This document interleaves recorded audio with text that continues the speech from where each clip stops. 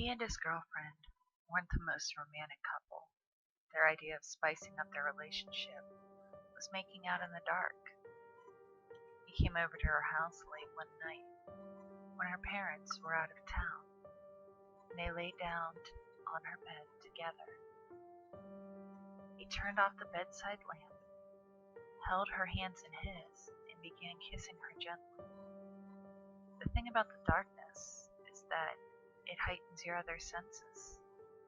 The sound of her gentle breathing beginning to quicken, the sweet smell of perfume on the base of her neck, the taste of her lips, and the salt on her skin, the feel of nails beginning to dig into his shoulder.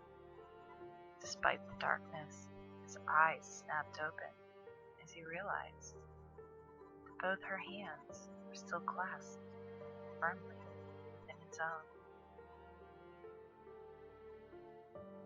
I bolted upright in the bed, not sure what I expected to see, but knowing that something had startled me awake.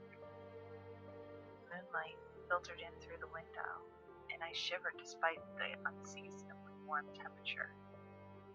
After a few minutes, I heard it, a soft tapping of fingers against glass.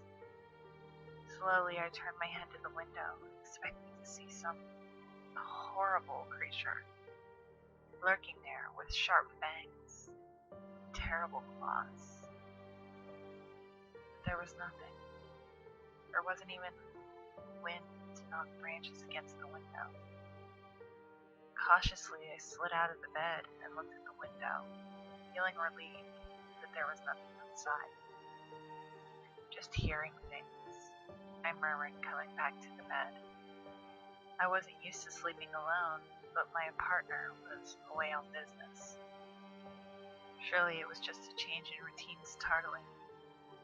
Moments before getting into the bed, I hear the tapping again. Slightly louder this time, less hesitant. I spun around, sandy blonde curls sticking to my suddenly sweaty brow. The window was clear.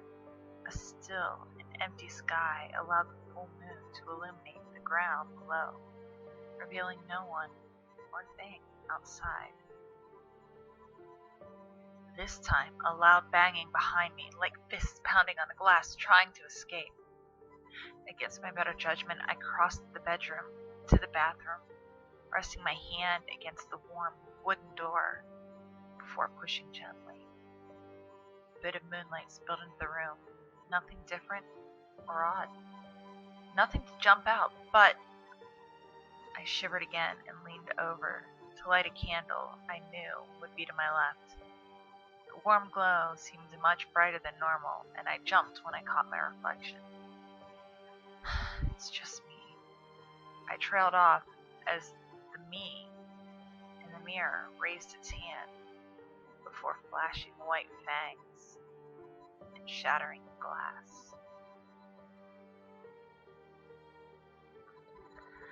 I sat on the bus on my way to school, listening to music and paying little to no attention to the other students. At one of the stops, my mind snapped back into reality. I looked towards the small house, Tommy's house, and thought. A hand slipped through the drapes of the curtain and waved the bus driver to move on. He's sick, I thought, paying no large amount of attention to the situation. The day flew by. I watched the local news channel after school, and what I heard paralyzed me. Tommy's entire family was murdered that day by an unknown suspect.